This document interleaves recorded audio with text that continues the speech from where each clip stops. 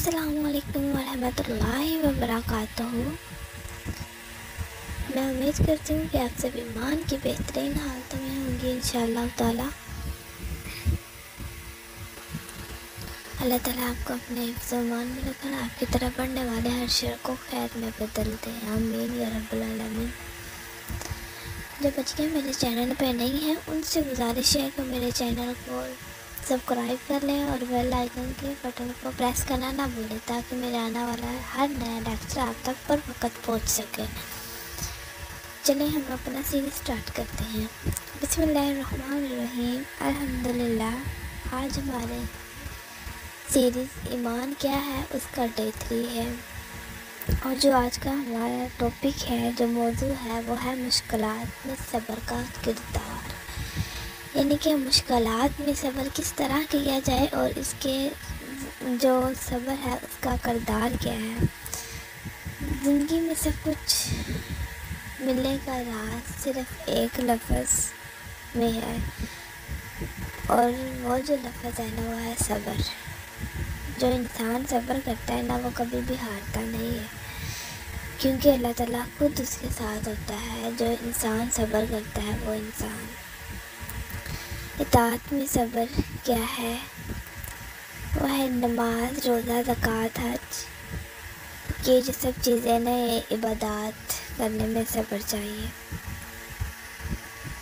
क्योंकि जो हमारा नफ्स होता है ना वो चाहता है कि आराम किया जाए, सुकून किया जाए, सोया जाए। लेकिन ईमान जो है ना ये हमें अल्लाह की इताअत करने पर कायम रखता है। हमारा ईमान जो है वो कहता है कि अल्लाह ताला की इताअत करो, अल्लाह से मोहब्बत करो, अल्लाह ताला की इबादत करो। मसलन हम मिसाल ले लेते हैं इसकी। एज एग्जाम्पल गर्मियों के जो रोज़े होते हैं या फिर सर्दियों की जो नमाज होती है ना, सर्दियों की नमाज फजर, उसमें उठना ये ईमान के बगैर मुमकिन नहीं है। जिस इंसान के पास ईमान है ना, सिर्फ सर्दियों में रोज़े और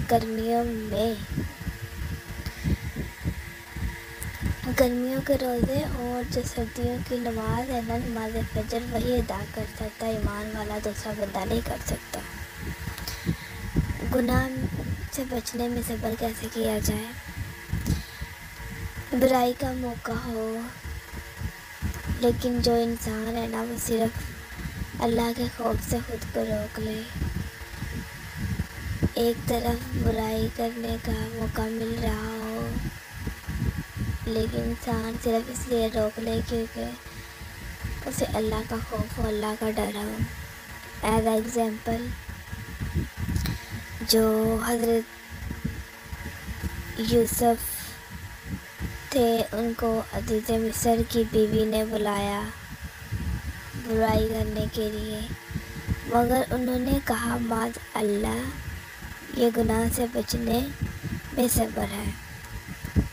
ठीक है, बुराई का मौका मिल रहा था लेकिन उन्होंने अल्लाह के खौफ से, अल्लाह के डर से खुद को बाज रखा, बुराई से दूर रखा।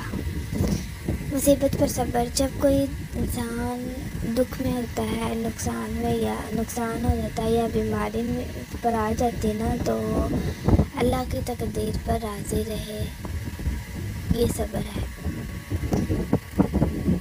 एग्जाम्पल हमारे किसी प्यारे की वफ़ात हो जाए या फिर माली नुकसान हो जाए या नाकामी के वक़्त शिकवा हो, अगर हम नाकाम हो जाएं तो हम शिकवा ना करें बल्कि उस वक़्त हम कहें इन्नल्लाह इन्ना इलैहि राजिऊन।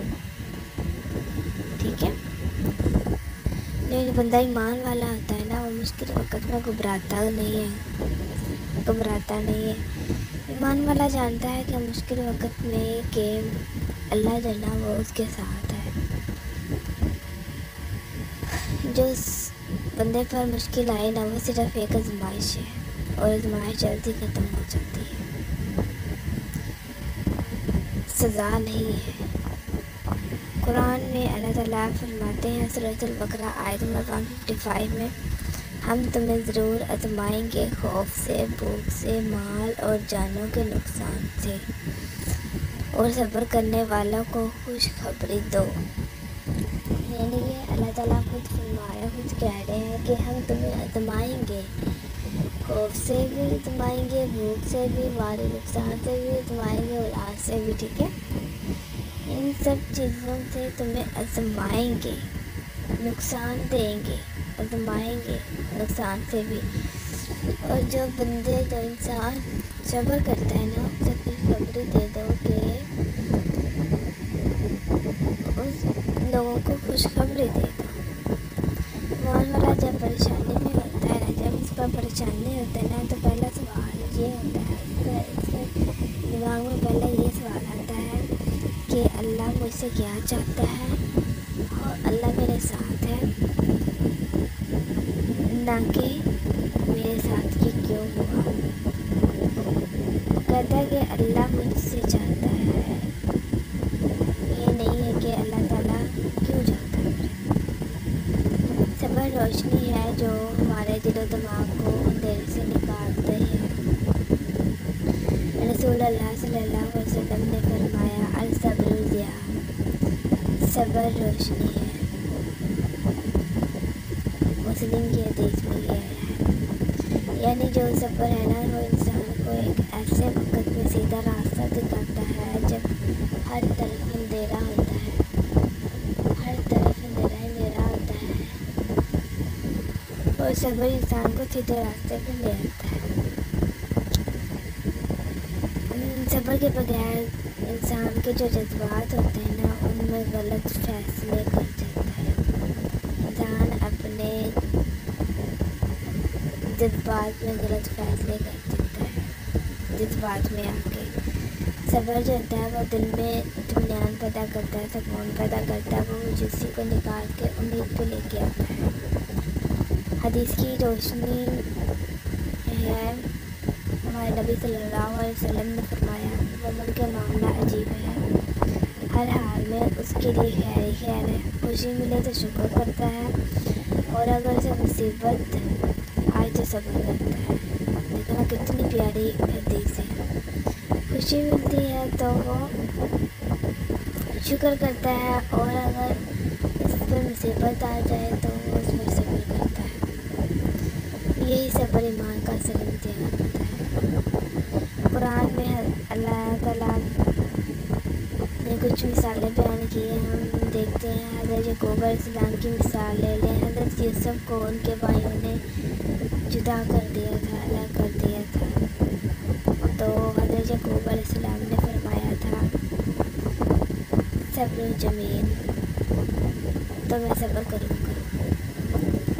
اور کتنے سال حضرت یعقوب علیہ السلام نے صبر کیا تھا، اور پھر ایک ایسا وقت آیا تھا کہ حضرت یوسف علیہ السلام حضرت یعقوب علیہ السلام سے مل گئے تھے، واپس دونوں مل گئے تھے۔